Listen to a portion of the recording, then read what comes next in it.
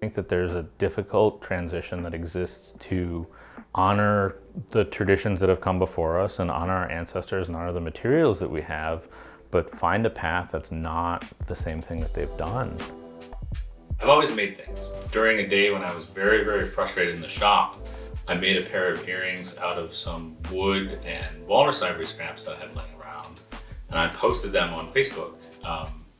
With no intention on making more, just wanting to show kind of a gift for some family members.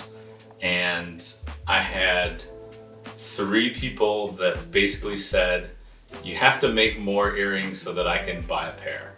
And I had inadvertently started a jewelry brand.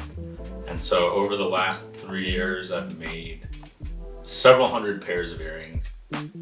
I was born in Barrow, Alaska. I come from a family of hunters. I come from a family of people who are very, very connected to the community. And I've always hunted, I've always fished. Our belief set is based on living in harmony with the land. I'll buy or barter material from other artists or from people that I know in the community just to make sure that all of that material can get used. The drawings in this halibut are from Crystal Whirl, who's one of the designers for Trickster Company. And so what I'm working on right now is one of her designs that I'm casting in halibut skin and baleen. So this is the first casting for what's going to be a pair of earrings. A big part of the reason that I started casting baleen and epoxy was I want to be able to preserve these things because these pieces will outlast the whales. You know, like we're going to have a day really soon when there are no bowhead whales because the conditions that they live in just won't exist anymore.